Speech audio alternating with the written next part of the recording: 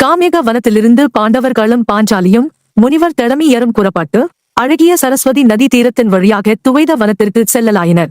அந்த வனத்தில் மா, பனை, இலுப்பை, கடம்பு, கோங்கு போன்ற மரங்கள் அடர்ந்து இருந்தன. குளங்களின் கரைகளில் மயில், நீர்க்கோழி போன்ற பறவைகள் காணப்பட்டன. யானை கூட்டங்கள் எங்கனும் இருந்தன. ஆகஸ்ட் எங்கனும் பார்ப்பதற்கு இனிமையான சூழலாக விளங்கியது. பாண்டவர்கள் அங்கு ஓர் ஆசிரமத்தை அமைத்துக் கொண்டு வசிக்கலாயினர். உடன் வந்திருந்த அந்தணர்களும் முனிவர்களும் அந்த வனத்திலிருந்த அந்தணர்கள் முனிவர்களோடு சேர்ந்து கொண்டு எப்பொழுதும் தர்மபுத்திரருக்கு தர்மோபதேசம் செய்து கொண்டிருந்தனர். வேதங்களின் ஒலியானது எப்பொழுதும் அங்கு ஒலித்துக் கொண்டிருந்தது. பாண்டவர்களும் தங்கள் துயரை மறந்து மகிழ்ச்சியுடன் நாட்களை கடத்தினர். தர்மரிடம் உள்ளுணர்வுகளை வெளிப்படுத்திய பாஞ்சாலி ஒருநாள் பாஞ்சாலி தர்மபுத்திரரை பார்த்து, அன்பரே, தீய எண்ணம் கொண்ட துரியோதனாதியர் மகிழ்ச்சியுடன் எல்லா சுகங்களையும் அனுபவித்துக் கொண்டு வாழ்கின்றார். இடையூறாக இருந்த நம்மை காட்டிற்கு துரத்திவிட்டனர். மேலும் சான்றோர் நிறைந்த சபையில் உம்மை கொடிய வார்த்தைகளை கூறி அந்த துரியோதனன் நிந்தித்தான். அந்த துரியோதனன் உள்ளிட்ட 4 பாவிகள் தவிர மற்றவர் அனைவரும் நமக்கு நேர்ந்த கதியை கண்டு கலங்கியுள்ளனர். முன்னம் சந்தனம் பூசப்பட்ட நின் திருமேனி இன்று சேற்றிலும் சகதியிலும் படிந்து கிடக்கின்றது. இதைக் கண்டு என் மனம் தாங்கவில்லை. உம் தம்பியர்களோ பல துன்பங்களை அனுபவித்துக் கொண்டு வாழ்கிறார்கள். வலிமைமிக்க பேமனும் பில்லா ஜல்மிக்க அர்ச்சுனனும் உம்பொருட்டு எழுகின்ற கோபத்தை அடக்கி வாழ்கின்றனர். இவ்வளவு துன்பம் அனுபவித்தும் தர்மபுத்திரரே, உமக்கு ஏன் கோபம் வரவில்லை? கோபம் இல்லாத க்ஷத்திரியர்கள் உலகில் இல்லை. ஆனால் அதற்கு மாறுபட்டு நீர் இருக்கின்றீர். கோபம் இல்லை என்றால் நம்மை எல்லோரும் அவமதிப்பார்கள். பொறுமை என்பது தேவைதான். அதனை தேவைப்பட்ட நேரத்தில்தான் கடைபிடிக்க வேண்டும். ஆபம் கொள்ள வேண்டிய நேரத்தில் கோபம் கொள்ள வேண்டும். மனமறிந்து குற்றம் செய்தால் கோபம் கொண்டு அவனை தண்டித்துதான் தீர வேண்டும் என்று நீண்ட நேரம் மனக்கலக்கத்துடன் தன் உள்ளுணர்வுகளை வெளிக்காட்டினாள். பொறுமையின் சிறப்பு. அதனை அமைதியாக கேட்ட தர்மபுத்திரர், பெண்ணே தீய சக்தியாக விளங்கும் துரியோதனன் மேல் பெருத்த கோபம் கொண்டுள்ளாய். உன்னைப் போலவே நானும் கோபம் கொள்ள வேண்டும் என்று நீ எதிர்பார்க்கிறாய். அதனால்தான் அக்கோபத்தை குறித்து சிறப்பித்து பேசுகின்றாய். தன்னைத்தான் துன்பங்கள் அடையாமல் இருக்க ஒருவன் நினைத்தானாயின் தன் மனத்துக்கண் முதலில் கோபம் வராமல் பாதுகாத்துக் கொள்ள வேண்டும். அவ்வாறு எழுகின்ற கோபத்தை தடுக்காவிட்டால் அச்சினம் அவனையே அழித்து பெருந்துன்பங்களை கொடுக்கும் என்று பெரியோர்கள் பேசுகின்றனர். எனவே கோபத்தை அடக்கித்தான் வாழ வேண்டும். நீ ஒன்றை கவனிக்க வேண்டும். கோபத்தையே முற்றிலும் விட்டுவிட வேண்டும் என்று நான் சொல்லவில்லை. காலம் கனியும் வரை கோபத்தை அடக்கி வாழ வேண்டும் என்றுதான் கூறுகின்றேன். 60 சினம் அல்லவா? தகுந்த நேரத்தில் கோபத்தை அடக்கி வாழ்பவனிடம் செல்வம் சேரும். அடக்கி வாழாதவன் செல்வத்தை இழப்பாள். ஒருவனுடைய கெடுதலுக்கு கோபமே காரணம். கோபமே கொடியது. தீமைகள் பல விளைவிக்க கூடியது. கோபம் கொண்டால் ஒரு செயலில் உள்ள நன்மை தீமைகளை அறிந்து கொள்ள முடியாது. எல்லா கலகங்களுக்கும் கோபமே காரணம் என்பதை உணர்வாயாக. ஆனால் பொறுமையோ சிறப்புடைய ஒரு பண்பாகும். பொறுமை உடையவனுக்கு அழிவற்ற நன்மைகள் கிடைக்கும். பொறுமையே வேதம், பொறுமையே பிரமம், பொறுமையே தர்மம், பொறுமையே புனித யாகம், பொறுமையே மாதவம். ஆகலின் அந்த பொறுமையையே நான் என்றும் கடைப்பிடித்து வாழ்வேன் என்றார். இதனை கேட்ட பாஞ்சாலி மீண்டும் தர்மபுத்திரரை பார்த்து, அரசே, தர்மம், அஹிம்சை, பொறுமை, நேர்மை, கருணை என்ற இவற்றை மட்டும் கை கொண்டால் ஒருவன் சுகம் பெற முடியாது. நீரோ என்னை விட்டாலும் விடுவீர். தம்பியர் கடை விட்டாலும் விடுவீர். நாட்டை விட்டாலும் விடுவீர். ஆனால் அஹிம்சை, தர்மம், பொறுமை போன்றவற்றை மட்டும் விட மாட்டீர். மனிதனை அவன் நிழல் தொடர்வது போல உண்மை தர்மம் தொடர்கிறது. அரசை எல்லாம் இழந்து வனவாசம் மேற்கொண்ட போதும் தர்மத்தை விடாது கடைபிடிக்கின்றீர். இத்தகைய தர்மாவானாகிய நீர் எவ்வாறு சூதாட்டம் என்னும் அழுதலில் நாட்டம் கொண்டீர் என்று கேட்டாள். எல்லாம் விதியின் செயல். எல்லாம் விதியின் செயல். நான் பெரும் போருக்கு காரணமாவேன். என்னால் குலநாசம் ஏற்படும் என்று நம் குல முன்னோன் வியாசர் கூறியதால் பிறர் சொன்னதை மறுக்க கூடாது என்று சபதம் செய்தேன். எடுத்த சபதத்தை சீர்குலைக்க கூடாது என்ற காரணத்தால் இந்த சூதாட்டத்திற்கு ஒப்புக்கொள்ள நேரிட்டது. அதனால் இத்தகைய பெருந்துன்பத்திற்கு ஆட்பட நேரிட்டது. மேலும் நான் தர்மத்தை கடைபிடிப்பது எதிர்பார்த்தன்று. பலனை தர்மத்தினிடத்து நம்பிக்கை இல்லாதவனுக்கு வேறு எதிலும் நம்பிக்கை இருப்பதில்லை. நன்மையாகிய கரையை அடைப்பவனுக்கு தர்மமே ஓடம் போல் பயன்படுகின்றது. எனவே தர்மத்திற்கு எக்காலத்திலும் அழிவில்லை என்று மறுமொழி கூறினார். அதற்கு பின் பாஞ்சாலி தர்மபுத்திரரை பார்த்து, அரசே, நான் தர்மத்தை எக்காரணம் கொண்டும் அவமதிக்கவும் இல்லை, நிந்திக்கவும் இல்லை. இருப்பினும் நான் அடைந்த அவமானத்தினாலும் பெருந்துன்பங்களினாலும் அவ்வாறு கூறிவிட்டேன். என்றாலும் தர்மம் தர்மம் என்று கூறி நீங்கள் சும்மா இருக்கக்கூடாது. செயலில் இறங்க வேண்டும். அப்பொழுதுதான் துன்பம் நம்மை நெருங்காது என்றாள். அண்ணன் மீது கோபம் கொண்ட பீமன் தர்மபுத்திரருக்கும் திருளபதிக்கும் நடந்த பேச்சுகளையெல்லாம் பீமன் கேட்டுக் கொண்டிருந்தான். அதனால் பெரிதும் கோபம் அடைந்தான். கௌரவர் சபையிலேயே அவன் தன் அண்ணனை கோபித்தவன் அல்லவா? எனவே இப்பொழுது கோபம் கொண்டதில் வியப்பு இல்லை. அதனால் அவன் தர்மபுத்திரரை நோக்கி, நீங்கள்தான் தர்மம் தர்மம் என்று பேசிக் கொண்டிருக்கின்றீர்கள். ஆனால் துரியோதனாதியர் தர்மத்தை காலில் மிதித்து அதர்ம வழியில் அல்லவா நாட்டை கைப்பற்றிக் கொண்டார்கள். உங்களுடைய கட்டளையால் எங்களை அடக்கிக் கொண்டோம். அச்சபையில் பொறுமையைக் காத்தோம். எப்பொழுதும் நீங்கள் தர்மம் தர்மம் என்று பேசியே நீரும் செயலில் இறங்காமல் எங்களையும் இறங்க விடாமல் செய்து வருகின்றீர்கள். எங்களுடைய வலிமையை அறிந்திருந்தும் அதனுடைய பயனை பெற விடாமல் தடுக்கின்றீர்கள். க்ஷத்திரியன் என்பவன் போரில் புறந்தார் கண் நீர் மல்க விழுப்பொன் பட்டு மாண்டுதான் வீர சொர்க்கத்தை அடைகின்றான். தவத்தால் அவன் அடைவதில்லை. இப்பொழுதும் வேலை தவறிவிடவில்லை. எங்களுக்கு அனுமதி கொடுங்கள். துரியோதனாதியர் கூட்டத்தையே கொன்று நாட்டை கைப்பற்றி உங்கள் காலடியில் வைக்கின்றோம் என்று ஆக்ரோஷத்தோடு பேசினான். அதனை கேட்ட தர்மபுத்திரர், என் அன்புடைய தம்பி பீமா, என்னுடைய அஜாக்கிரதையினால்தான் உங்களுக்கு இத்தகைய பெருந்துன்பங்கள் உண்டானது என்கிறாய். அதனை நான் ஒப்புக்கொள்கிறேன். சூதாட்டத்தில் பயிற்சி அற்ற என்னை சகுனி தன் மாய வலையில் சிக்க வைத்து வென்றுவிட்டான். இருப்பினும் நாடு நகர செல்வங்களை விட தர்மமே எனக்கு மேலானது. எனவே உன் விருப்பத்திற்கு ஒப்புதல் அளிக்க மாட்டேன் என்றார். இதனைக் கேட்டு பீமன் தர்மபுத்திரரை பார்த்து, அண்ணா, ஏதோ ஒரு காலத்தில் ஓர் உறுதியை மேற்கொண்டு அது பொருந்தாத காலத்திலும் அதனை உறுதியாக கடைபிடிக்கின்றீர். ஆயுள் குறைந்த மனிதன் எப்படி காலத்தை எதிர்பார்த்து கொண்டிருக்க முடியும்? 13 ஆண்டுகள் வாழ்வோம் என்று எந்த உறுதியைக் கொண்டு நாம் உறுதி செய்ய முடியும்? நேற்று இருந்தவன் இன்று இல்லையாயினான் என்பது உலக நியதி. புகழில்லாதவன் பூமிக்கு பாரமாகின்றான். வீரம் இல்லாதவன் குடும்பத்திற்கு மட்டுமன்று நாட்டிற்கும் பாரமாகின்றான். எனவே மரணத்திற்கு முந்திய நாட்டை அடைய முயற்சி செய்ய வேண்டாம். இல்லாவிட்டால் இந்த தர்மங்களை பேசி பயனில்லை. மனிதன் வஞ்சனையைக் கொன்று நரகத்தை அடைந்தாலும் அந்த நரகமே அவனுக்கு சொர்க்கமாகும். போர் செய்ய உத்தரவு கேட்ட பீமன், நாங்களும் திருளபதியும் உம்முடைய தர்மத்தால் கட்டுண்டு கிடக்கின்றோம். உண்மையில் நாங்கள் போரையே விரும்புகிறோம். என் அன்பு அண்ணா, உம் கைகள் பொன்னை வாரி வழங்கியவே. உமது புகழ் உலகம் முழுவதும் பரவியுள்ளது. எனவே போரில் வஞ்சக பகைவரை கொன்று உரிய செல்வங்களை அனுபவியாம். இன்னும் சொல்ல போனால் உம்முடைய தர்மம் உண்மையான வழியில் செல்லவில்லை, அதர்ம வழிக்கு துணை போகின்றது. சுயநலப்பிண்டமான திருதராட்டிரர் புதல்வர்கள் செய்கின்ற கொடுமைகளை பொறுத்து கொள்ள செய்கின்றது. இது தேவையற்றது. இதுவரை நாம் காட்டில் 13 மாதங்கள் கழித்து விட்டோம். மாதத்தை ஆண்டாக கணக்கிட்டுக் கொள்ளலாம் என்று அறிஞர்கள் சொல்லி இருக்கின்றார்கள். அதன்படி பார்த்தால் நாம் கழித்த 13 மாதங்களை 13 ஆண்டுகளாக கணக்கிட்டுக் கொள்ளலாம். நவே இப்பொழுதே போரை தொடங்கலாம். உத்தரவு கொடுங்கள் என்று பீமன் உணர்ச்சி ததும்ப கூறினான். தர்மரின் அறிவுரை. பீமன் சொன்னவற்றையெல்லாம் அமைதியாக பொறுமையுடன் கேட்ட தர்மபுத்திரர் சிறிது நேரம் சிந்தித்தார். பின்னர், பீமா, அரச நீதிகளை அறிந்தவன் நீயும் செயல்களை நன்கு சிந்தித்து பலரை கலந்து ஆலோசித்து உரிய நேரத்தில் செயல்படுத்த வேண்டும் என்பது நீ அறியாததல்ல. அப்பொழுதுதான் தெய்வத்தின் அனுகூலமும் கிட்டும். பிதாமகர் பீஷ்மர், ஆசாரியர் துரோணர், அவர் மகன் அஸ்வத்தாமா, பரசுராமரிடம் வில் பயிற்சி பெற்ற கர்ணன், 10,000 யானை பலம் கொண்ட துரியோதனன் போன்றவர்கள் சாதாரணமானவர்கள் அல்லர். நல்ல அஸ்திர பயிற்சி பெற்றவர்கள், போர்க்கலையில் வல்லவர்கள். அவர்களை சுலபமாக வென்றுவிட முடியாது. அதோடு துரியோதனனுக்கு உதவியாக பல நாட்டு மன்னர்கள் வர தயாராக உள்ளனர். நம்மை அனாவசியமாக வெறுக்கும் கர்ணன் நம்மை அழிப்பதிலேயே குறியாக உள்ளான். எனவே நாம் எதனையும் நன்கு சிந்தித்து ஆலோசிக்காமல் ஒரு சிறிய செயலையும் செய்ய முடியாது. அதில் இறங்குதலும் கூடாது என்று நிதானமாக கூறினார். இவற்றை கேட்டபின் பீமன் வாய் திறவாது அடங்கிப் போனான். வியாசரின் வருகை. இவ்வாறு பேசி முடிக்கும்போது வேதங்களை வகுத்தவரும் பரிமள கந்தியின் புதல்வருமான வேத வியாசர் அங்கு வந்தார். அவரை பாண்டவர்கள் எதிர் சென்று வரவேற்று வணங்கி மகிழ்வுடன் உபசரித்தனர். அப்போதே வேதவியாசர் தர்மபுத்திரரை பார்த்து, யுதிஷ்டிரா, நீ அளவு கடந்த பொறுமையை கடைபிடிக்கிறாய் என்பதை நான் அறிந்தேன். இதனால் துரியோதனாதியர் உன்னை அஞ்சுகின்ற கோழை என நினைத்து உன்னை எள்ளி நகையாடுவர். அது தேவையில்லாதது. பொறுமையை ஒரு காலம் வரைதான் அனுஷ்டிக்க வேண்டும்.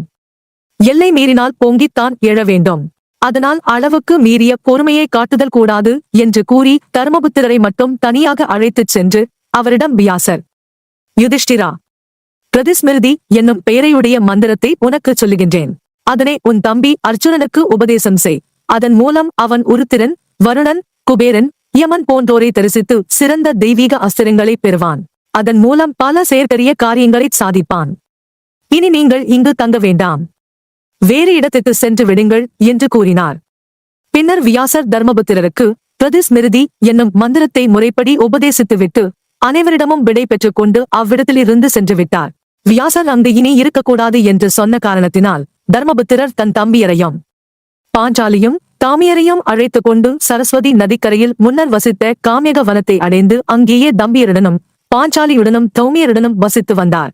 ஒருநாள் தர்மபுத்திரர் அர்ச்சுனனை தனியாக அழைத்து அவனிடம் ரகசியமாக, அர்ச்சுனா, பிதாமகர் பீஷ்மர், ஆசாரியர் துரோணர், தானவேரன் கர்ணன், அஸ்வத்தாமா முதலானவர்கள் தனுர் வேதத்தினை நன்கு கற்றவர்கள்.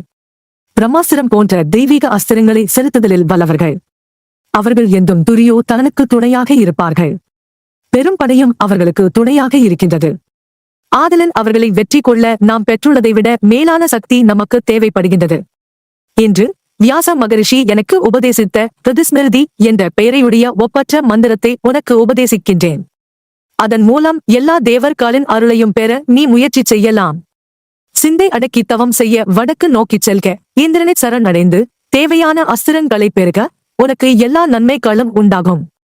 இப்பொழுதே புறப்படுக என்று கூறியதோடு அந்த பிரதிஸ்மிருதி என்ற ஒப்பற்ற மந்திரத்தையும் முறைப்படி உபதேசித்தார். அர்ச்சுனனும் தெளிவாக அதனை கற்றுக்கொண்டான். மறுநாள் அர்ச்சுனன் கவசம் அணிந்து கொண்டான். விரல் உரைகளை மாட்டிக்கொண்டான். 2 பெரிய அம்பரா தூணிகளையும் காண்டீப வில்லையும் எடுத்துக்கொண்டான். தமையனார் தர்மபுத்திரரையும் பீமனையும் தாமியரையும் அந்தணர்களையும் வணங்கி ஆசி பெற்றான். நகுல சகாதேவர்களிடமும் பாஞ்சாலியிடமும் பிரியா விடை பெற்றுக் கொண்டான். அப்பொழுது திரளபதி குந்தி அன்னை விரும்பிய மங்களங்களெல்லாம் உங்களுக்கு கிடைக்கட்டும் என்று வாழ்த்தினாள். அனைவரிடமும் விடை பெற்றுக் கொண்ட பின் தர்மபுத்திரர் கூறியபடி வடக்கு நோக்கிச் செல்லலானான். அருந்தவசிகள் வாழும் உயரமான மலைகளையெல்லாம் நடந்து கடந்து புண்ணிய பொலிவு பொருந்திய மலைகளில் உயர்ந்து சிறந்து விளங்கும் இமய மலையை ஒரே நாளில் சென்றடைந்தான். அதன்பின் இரவும் பகலுமாக நடந்து கந்த மாதனத்தை அடைந்தான். அங்கிருந்து நடந்து 7வது நாளில் இந்திரகீல மலையைச் சேர்ந்தான். அர்ச்சுனனின் தவம். அமைதியான சூழல் அங்கு இருப்பதைக் கண்டு தவம் செய்வதற்கு இதுவே ஏற்ற இடம் என அர்ச்சுனன் தீர்மானித்தான். உடனே அவன் அங்கேயே இருகைகளையும் உயர தூக்கி கூப்பிக் கொண்டு ஆடாமல் அசையாமல் சிந்தையை அடக்கி தவம் புரியலானான். அப்பொழுது நில் என்று ஒரு குரல் எழுந்தது. உடனே தன் பார்வையை 4 பக்கங்களிலும் சுழற்றி பார்த்தான். இழைத்த பொன்னிற மேனியையும் சடை முடிகளையும் உடைய ஒரு முனிவர் நின்றிருப்பதை பார்த்தான். அவரும் அர்ச்சுனனை பார்த்தார். அதற்குப் பின் அம்முனிவர் அர்ச்சுனனை நோக்கி, குழந்தாய், நீ யார்? இந்த குழனவில் அம்பு, கவசம், அம்பராத்தோணி போன்றவை தவம் செய்கின்ற உனக்கு பயன்படா. கோபத்தையும் இன்பம் களையும் விட்ட தவசியருக்கு இந்த வீர தீர வேஷம் எதற்கு? இந்த ஆயுதங்களை எல்லாம் கீழே வைத்துவிட்டு தவம் செய் என்று கூறினார். அவர் கூறியதைப் போலவே மீண்டும் தவம் செய்யலானான். அதனைக் கண்டு அவர் சந்தோஷம் அடைந்து, அர்ச்சுனா, நான் இந்திரன் உனக்கு உதவி செய்வதற்காக இந்த தவவிடத்தில் வந்தேன். உனக்கு எல்லாகும் நீ விரும்பி நன்மைகளும் கிடைக்கும். நீ வந்தது நிச்சயம் நிறைவேறும். உனக்கு வேண்டிய வரம் யாது என்று கேட்டார்.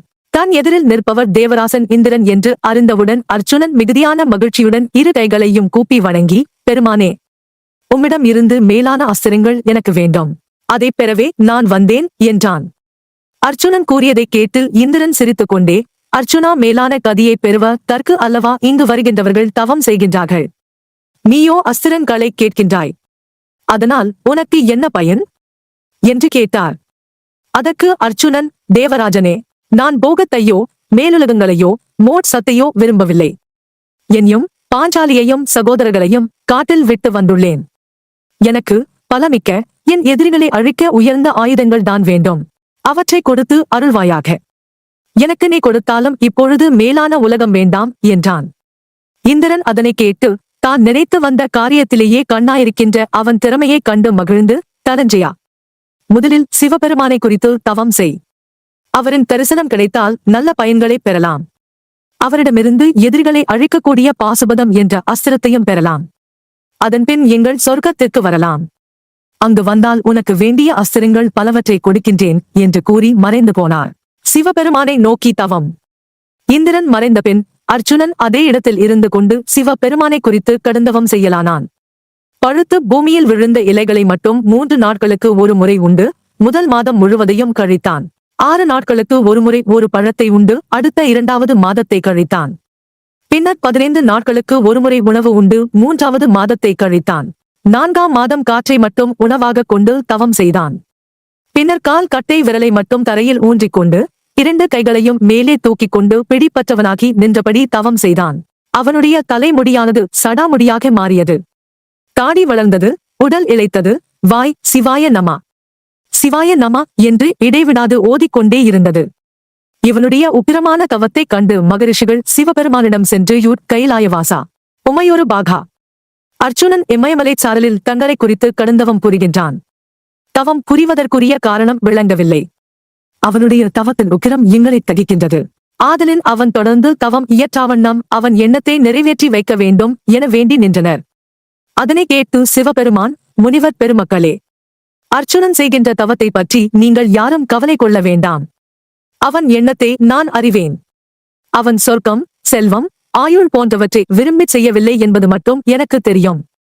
நீங்கள் கவலையின்றி திரும்பிச் செல்லுங்கள். அவனுக்கு வேண்டியதை நான் செய்கிறேன் என்று கூற முனிவர் பெருமக்களும் மகிழ்ச்சியுடன் தத்தம் ஆசிரமங்களுக்கு திரும்பினர். அதன்பின் அர்ச்சுனனை சோதிக்க வேண்டுமென்று எண்ணி சிவபெருமான் ஒரு வேடன் போன்று உருமாறினார். பார்வதி வேடுவச்சியாகவும் முருகன் அவர் இடுப்பிலுள்ள கைக்குழந்தை யாகவும் மாறச் செய்து அவர் பின்னே வந்தார். பூத கணங்கள் எல்லாம் வேடுவர்களாக மாறி அவரை பின்பற்றி சென்றனர்.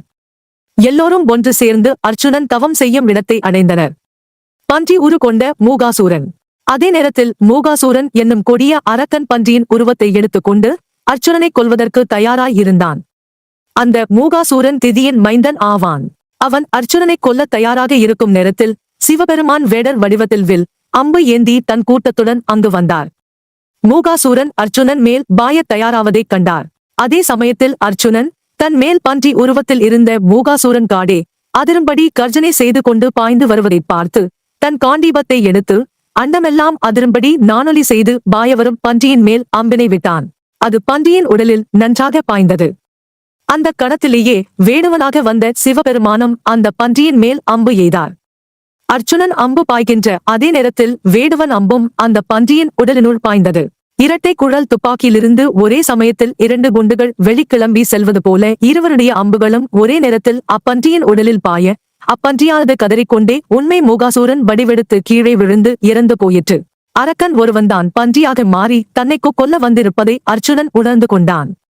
பின்னர் அவன் சற்று தூரத்தில் வேடன் ஒருவர் வில்லேந்தி நிற்பதையும் அவர் பக்கத்தில் குழந்தையை கையில் வைத்துக்கொண்டு வேடுவச்சி வேடர்கள் இருப்பதையும் கண்டான். அர்ச்சுனன் அவ்வேடனை பார்த்து, வேடனே, நீ யார்? ஜனநடமாட்டம் இல்லாத இக்காட்டில் குழந்தையுடன் கூடிய பெண்ணுடன் நீ வர காரணம் யாது? நான் குறிவைத்து அடித்த பன்றியையே நீயும் அடிக்க காரணம் என்ன? சாதாரண வேட்டை முறையில் இருந்து நழுவி தவறான முறையில் நடந்து கொண்டாய். அதற்கு என்ன காரணம்?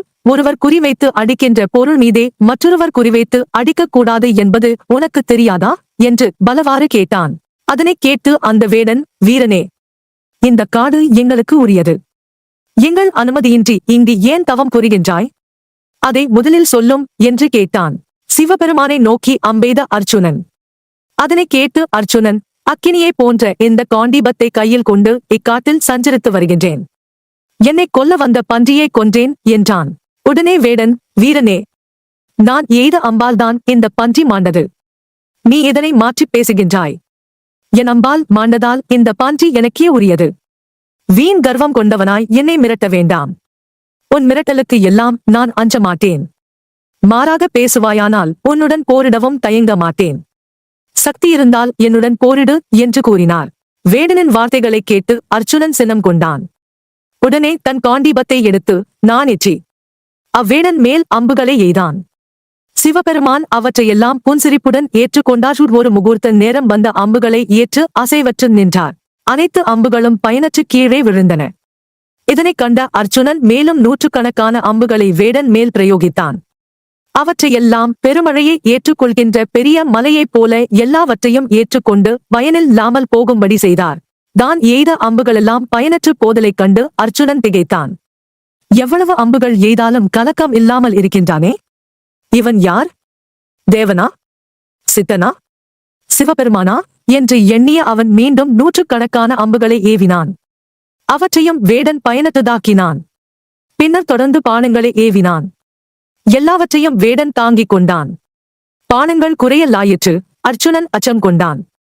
பானங்கள் குறைவதற்குரிய காரணம் ஒன்றும் புரியவில்லை. தெளிவு பெற்ற அர்ச்சுனன் அம்புகள் குறைந்து விட்டன. ஆகையினால் கோபத்துடன் இருந்த அர்ச்சுனன் வில்லின் நுனியால் வேடன் உருவந்தாங்கி வந்த சிவபெருமானை அடித்தான். சிவபெருமாளாகிய அவ்வேடன் அர்ச்சுனன் அடித்ததை பொருட்படுத்தவில்லை. அதனால் அப்பெருமான் அவன் கையிலிருந்த வில்லை பறித்துக் கொண்டார். காண்டீபத்தை இழந்த அர்ச்சுனன் ஒரு நாளும் பெறாத தோல்வி இந்த காட்டுவாசியினால் ஏற்பட்டதைக் கண்டு திடுக்கிட்டுப் போனான். உடனே கத்தியை எடுத்தான். அக்கத்தியினால் சண்டை போடத் தொடங்கினான். வேடனுடைய தலையை பார்த்து கத்தியால் அடித்தான். ஆனால் அந்த கத்தி துண்டு துண்டாக போனது. பிறகு கற்களை எடுத்து சண்டை போட்டான். அதிலும் பயன் கிட்டவில்லை. பின்னர் முஷ்டியால் வேடனை குத்தி தாக்கத் தொடங்கினான். அதிலும் தோல்வி அடைந்தான். பின் இருவரும் கடுமையாக மல்யுத்தம் செய்யலாயினர். வேடன் அர்ச்சுனனை மார்போடு மார்பாக இறுகக் கட்டிக்கொண்டு அவனால் ஒன்றும் செய்ய இயலாதபடி செய்தான். ஒன்றும் செய்ய முடியாதவனாகி திகைத்துப் போன அர்ச்சுனன் சிவபெருமானை மனத்தால் தியானித்தான். மண்ணாலான மேடை ஒன்று அமைத்து மலர் மாலை ஒன்றை கொண்டு வந்து பூசனை செய்தான். என்ன ஆச்சரியம்! அர்ச்சுனன் மேடையில் போடப்பட்ட மலர் மாலை வேடனின் கழுத்தில் தொங்கியது. அதனை அர்ச்சுனன் கண்டான், தெளிவு பெற்றான்.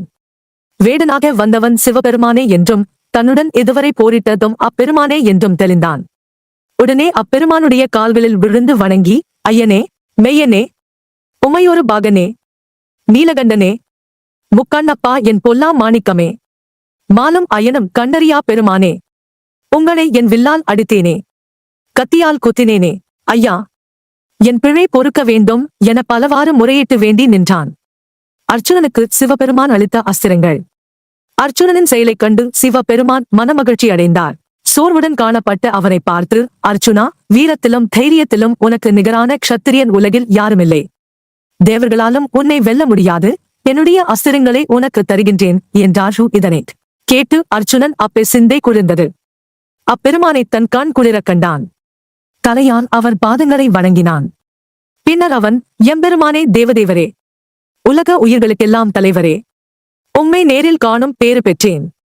நான் செய்த பாக்கியமே பாக்கியம். யாருக்கு இந்த ஒப்பற்ற பேறு கேட்டோம்?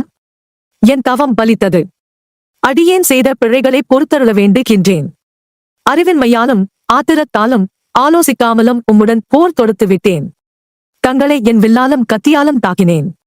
ரலுமா கத்தியாலும் ஐயா, என்னை பொறுத்தருள்க. முன்னே காஞ்சியில் காலால் ஒருவன் உன்னை அடித்தான். பின் திருக்காலத்தியில் காலால் மற்றொருவன் மிகித்தான். பின் சொல்லால் மதுரையில் ஒருவன் தாக்கினான். விண்ணுக்கும் மண்ணுக்குமாக சோதியாய் நின்ற பெருமானே, அடியார்களிடம் அடிபடுவது உனக்கு ஆனந்தமோ? ஆதி அந்தம் இல்லா அருட்பெருங் சோதியே, பாண்டியனின் மதுரையில் இருந்து தண்டமழ் வளர்த்த பெருமானே, அடியேனாகிய அற்பனிடம் வில்லால் அடிபட்டாயே. அவர்களுக்கு அன்று அருள் புரிந்தது போல எனக்கும் அருள் புரிவாயாக. உம்மையே சரணடைந்தேன் பெருமானே என பலவாறு முறையிட்டு வேண்டி நின்றான். காண்டீபம் பெற்ற அர்ச்சுனன். உடனே சிவபெருமான் அர்ச்சுனனின் இரு கைகளையும் பற்றிக் கொண்டு, பொறுத்துக் கொண்டேன் அர்ச்சுனா, பொறுத்துக் கொண்டேன் எனக் கூறி அவனை அன்போடு தழுவிக்கொண்டார். விடையூர்ந்த அப்பெருமான் பின்னர் அவனிடம், விசயனே, நீ முற்பிறவியில் நாராயணரை சேர்ந்த நரனாக இருந்தாய். அப்பொழுது பத்ரிகா ஆசிரமத்தில் 10,000 ஆண்டுகள் அருந்தவம் செய்தாய். இந்த காண்டீபம் என்ற வில்லை தாங்கி அன்று அசுரர்களை நீயும் கிருஷ்ண பகவானும் கொன்றீர்கள். எனவே இந்த காண்டீபம் உனக்கே சொந்தம். இதனை பெற்றுக் கொள்க. அத்துடன் உனக்கு தேவையான வரத்தை கேள் தருகின்றேன். மனிதர்களிலோ தேவர்களிலோ உனக்கு நிகரானவர் யாருமில்லை என்று கூறினார். அர்ச்சுனன் கேட்ட பாசுபதம். எல்லாவற்றையும் கேட்டுக் கொண்டிருந்த அர்ச்சுனன் மகிழ்ச்சியுடையவனாய், பெருமானே, பிரம்மசிரஸ் என்ற பெயர் பெற்ற பாசுபதம் என்ற உயரிய அஸ்திரத்தை தாங்கள் எனக்கு வழங்க வேண்டும். பீஷ்மர், துரோணர், கர்ணன் போன்ற வீராதி வீரர்களை எதிர்த்து வெல்வதற்கு அந்த சிறப்புடைய உயர்ந்த அஸ்திரம் தேவைப்படுகின்றது. அதன் பொருட்டே தங்களை குறித்து தவம் செய்தேன் என்று கூறினான். சிவபெருமான் அர்ச்சுனன் கூறியதைக் கேட்டு, தனஞ்சயா, நீ விரும்பும் பாசுபதம் என்னும் அஸ்திரத்தை உனக்கு வழங்குகின்றேன். இதனை தாங்கும் வல்லமை உள்ளவர் 3 லகங்களிலும் இல்லை அர்ச்சுனா. எனவே அவசரப்பட்டு பகைவர் மேல் இதனை தொடுத்து விடக்கூடாது. மேலும் இதனை செலுத்துதற்குரிய மந்திரத்தை உபதேசிக்கிறேன் என்று கூறி அந்த அஸ்திரத்தை பிரயோகம் செய்யும் மந்திரத்தையும் பின்னர் அதனை திருப்பி அழைக்கும் மந்திரத்தையும் உபதேசித்து அருளினார். அவற்றை அர்ச்சுனன் கவனத்துடன் கற்றுத் தெளிந்தான். பின்னர் சிவபெருமானிடமிருந்து பாசுபத அஸ்திரத்தையும் அவர் பறித்துக் கொண்ட தன்னுடைய காண்டீபத்தையும் பெற்றுக்கொண்டான். சிவபெருமானால் தழுவப்பட்ட காரணத்தால் அர்ச்சுனன் உடலில் இருந்த தோஷங்கள் யாவும் நீங்கின. அது மட்டு மல்லாது வலிமையும் பொலிவுமுடைய சொர்க்கத்தை அடைவாயாக என்று கூறி ரிடபவாகனராயாய் உமையொரு பாகனாய் பூத கணங்களுடன் அவனுக்கு திவ்யமான காட்சி தந்து மறைந்து அருளினார். சிவபெருமானை காணும் ஒப்பற்ற பேறு பெற்றதை குறித்து அளவு கடந்த மகிழ்ச்சியை அர்ச்சுனன் அடைந்தான். அப்போது அங்கு இந்திரன், வருணன், குபேரன், யமன் போன்ற தேவர்கள் வந்து அவனுக்கு ஆசி மொழிகளையும் வேண்டிய அறிவுரைகளையும் வழங்கினார்கள். ஊர்வசி சாபம். சிவபெருமானை தரிசித்ததோடு மட்டுமல்லாது பாசுபதம் என்னும் உயரிய அஸ்திரத்தையும் பெற்று அர்ச்சுனன் மகிழ்ச்சியோடு இருக்கும் காலத்து விண்ணுலக வேந்தன் தேவேந்திரன் அவன்பால் வந்து மிகுந்த மகிழ்ச்சியோடு, அர்ச்சுனா, இப்பொழுது தேவர்களுக்கு மேலான சக்தியை பெற்றிருக்கின்றாய். உன்னை இனி யாராலும் வெல்ல முடியாது. என்னுடைய அமராவதி பட்டினத்தில் சில காலம் என் விருந்தினனாக தங்கியிருக்க வேண்டும். என்னுடைய தேர்ப்பாகன் மாதலி என்பான் உன்னை சொர்க்க லோகத்திற்கு அழைத்துச் செல்ல நின்பால் வருவான். அவனுடன் தேரில் நீ வா. அங்கு நான் உனக்கு எல்லா அஸ்திரங்களையும் தருகின்றேன் என்று கூறி மறைந்து போனார். அமராவதி பட்டினத்தில் அர்ச்சுனன். இந்திரன் சொன்னபடியே மாதலி தேர் வந்தது. அர்ச்சுனன் புனித கங்கையில் நீராடி புனிதமான இமயமலையை வணங்கி பின் வந்து நின்ற இந்திரன் தேரில் ஏறிக்கொண்டான். கணப்பொழுதில் இந்திரனுடைய நகரமான அமராவதி பட்டினத்தை அடைந்தான். கற்பக மரங்கள் எங்கும் நிறைந்திருக்கும் அத்தேவலோகத்தில் வாழும் தேவர்களையும் அந்நகரத்தின் எழிலையும் கண்டுகொண்டே இந்திரனிடம் சென்று சேர்ந்தான். அரியாசனத்தில் அமர்ந்திருந்த ஆயிரங்கண்ணனாகிய இந்திரனை கண்டவுடன் வணங்கினான். இந்திரனும் அவனை தழுவிக்கொண்டார். அவனுக்கு வேண்டிய அஸ்திரங்களையெல்லாம் மகிழ்வுடன் கொடுத்தார். இந்திர லோகத்தில் அர்ச்சுனன் 5 ஆண்டுகள் மகிழ்ச்சியுடன் தங்கியிருந்தான். ஒரு நாள் இந்திரன் சித்திரசேனன் என்ற கந்தர்வனை அறிமுகப்படுத்தி, அர்ச்சுனா, இந்த சித்திரசேனன் நடனத்திலும் இசையிலும் வல்லவன். இவனை நண்பனாக கொண்டு இசையையும் நடனத்தையும் கற்றுக்கொள்வாயாக, அதனால் உனக்கு நன்மை ஏற்படும் என்று கூறினார். இந்திரன் கூறியபடியே சித்திரசேனனிடம் அர்ச்சுனன் நடனம், இசை ஆகிய இரண்டையும் நன்கு கற்றுக்கொண்டான். ஒரு சமயம் இந்திர சபையில் தேவலோகத்து நடன நங்கையான ஊர்வசி நடனமாடினாள். சித்திரசேனனிடம் நடனம் கற்றுக்கொண்டிருந்தவன் ஆனபடியால் நடனத்தை அந்நங்கை எவ்வாறு ஆடுகின்றாள் என்பதை அறிதற்காக கண் கொட்டாது பார்த்திருந்தான். நன்றாக ஆடும் பொழுது உற்சாகப்படுத்தி ஊக்கமூட்டவும் செய்தான். இதனைக் கண்ட இந்திரன் ஊர்வசியை அர்ச்சுனன் விரும்புவதாக தவறாக எண்ணிவிட்டார். அதனால் அவர் சித்திரசேனனை அழைத்து ஊர்வசியை அர்ச்சுனனிடம் அழைத்துச் செல்லுமாறு கூறினார். அவளும் சித்திரசேனனுடன் அர்ச்சுனன் இருப்பிடத்திற்குச் சென்றாள். ஊர்வசியும் அர்ச்சுனன் மேல் காதல் கொண்டிருந்தாள். ஆதலின் அவள் சித்திரசேனனை அனுப்பிவிட்டு மன்மத பானத்தால் உந்தப்பட்டவளாய் தன்னை நன்றாக அலங்காரம் செய்து கொண்டு இரவு நேரத்தில் தனியாக அர்ச்சுனன் இருப்பிடத்திற்கு அர்ச்சுனனிடம் சென்றாள். வாயில் காப்போர் ஊர்வசியின் வருகையை தெரிவித்தனர். இரவு நேரத்தில் மிகுதியான அலங்காரங்களுடன் ஊர்வசி தன்னை நாடி வந்திருப்பதை அர்ச்சுனன் அறிந்து வெட்கம் கொண்டான். அவளை பார்க்க கூசி கண்களை மூடிக்கொண்டான். எதிர் சென்று குருவை சீடன் வரவேற்பது போல தலை குனிந்து பணிவுடன் வரவேற்றான். பின்னர் அவளை பார்த்து, என் தாயே, தாங்கள் இரவு நேரத்தில் இங்கு வந்ததற்குரிய காரணம் யாது எனக் கேட்டான். ஊர்வசியின் விருப்பம். அதற்கு ஊர்வசி, அர்ச்சுனா, இந்திரனுடைய கட்டளைப்படி சித்திரசேனன் என்னை உன்னிடம் அனுப்பி வைத்தான். நான் இந்திர சபையில் நடனம் ஆடிய பொழுது நீ என்னை இமை கொட்டாமல் பார்த்திருந்தாய். இதனை இந்திரனும் பார்த்துள்ளார். எனவே இந்திரன் என்னை உம்மிடம் அனுப்பி வைத்துள்ளார். மேலும் நான் உன்னை விரும்புகிறேன். அதனால்தான் நான் உன்னிடம் வந்தேன். என் விருப்பத்தை நிறைவேற்றுக என்று கூறினாள். ஊர்வசி சொன்னதைக் கேட்டு அர்ச்சுனன் திடுக்கிட்டான். இதனை அவன் எதிர்பார்க்கவே இல்லை. அதனால் அவன், அழகுடைய தேவதையே ஊர்வசியே, நீ என் குரு பத்தினி போன்றவள். அது மட்டும் மல்லாது சந்திரனது மைந்தனாகிய புதன் என்பவன் இளை என்பவளிடத்து பெற்ற புரூரவன் என்பான் எங்குல முன்னோன். அவன் உம்மை மணந்து கொண்டு ஆயு என்னும் குமாரனை பெற்றான் என்பது தங்களுக்கு நினைவிருக்கலாம்.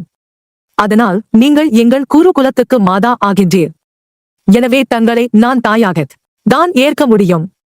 வேறு எவ்வகையாலும் நான் எண்ண முடியாது. மேலும் தாங்கள் நாட்டியம் ஆடிய பொழுது கண் கொட்டாமல் உற்று பார்த்ததற்கு காரணம் நீங்கள் நினைத்த மாதிரி எண்ணத்தினால் அன்று. சித்திரசேனனிடம் நான் நாட்டியக்கலை பயின்றவன். நான் சுற்ற நாட்டியக் கலை மூலம் உங்கள் நாட்டியக் கலையின் தரத்தை அளவிட்டு பார்க்கத்தான் அவ்வாறு உற்று பார்த்தேன். வேறு மாதிரியான எண்ணமே எனக்கு கிடையாது. என்னை மன்னித்து விடுங்கள்.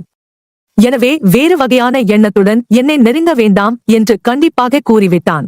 இதனைக் கேட்ட ஊர்வசி ஏமாற்றமடைந்து, வீரனே, என்னை குரு ஸ்தானத்திலோ தாய் ஸ்தானத்திலோ வைத்து எண்ணுவது தகாது.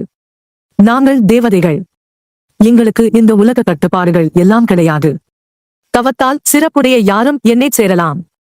அதனால் குற்றம் ஒன்றும் ஏற்படாது. யூமுறவு முறை என்பது எங்களுக்கு கிடையாது. எனவே என்னை ஏற்றுக்கொள் என்று வேண்டினாள். ஊர்வசியின் கோரிக்கையை ஏற்காத அர்ச்சுனன். அவள் கூறியதை கேட்கச் சகியாத அர்ச்சுனன், ஊர்வசியே, குந்தி அன்னையும் மாதிரி தாயும் இங்குள்ள இந்திராணியும் எனக்கு எவ்வாறு தாய் உறவு முறையினரோ அவ்வாறே நீயும் தாய் என்ற உறவு முறையினளே. மரியாதைக்குரிய தாங்கள் இவ்வாறு பேசுவது தகுதியன்று, இங்கிருந்து போய் விடுங்கள் என்று மனவேதனையுடன் கூறினான். அர்ச்சுனனின் இந்த கண்டிப்பான வார்த்தைகளைக் கேட்டு ஊர்வசி அதிர்ச்சியும் அவமானமும் கோபமும் அடைந்தாள். அர்ச்சுனா, நானே உன்னை நாடி வந்தும் என்னை ஏற்காது அவமதித்து விட்டாய். எனவே பேடியாகி பெண்களின் மத்தியில் திரிவாயாக என்று சாபமிட்டு மிக்க கோபத்துடன் அவ்விடத்தை விட்டு அகன்றாள். ஊர்வசியின் சாபத்தை பெற்ற அர்ச்சுனன் பெரிதும் துயரம் கொண்டான். பொழுது புலரும் வரை காத்திருந்தான். காலையில் சித்திரசேனனிடம் நடந்ததை கூறி வருத்தமுற்றான். அவன் கூறியதை சித்திரசேனனும் இந்திரனுக்கு தெரிவித்தான். இந்திரன் துயரத்தில் மூழ்கியுள்ள தன் மகன் அர்ச்சுனனை வரவழைத்து ஆறுதல் மொழிகளை கூறி அவன் மனத்துயரை குறைத்தார். பின்னர், மகனே தனஞ்சயா, நல் பண்புடைய மகனைத்தான் குந்திதேவி பெற்றெடுத்துள்ளாள். நீ கொண்ட உறுதி மிகச்சிறந்தது.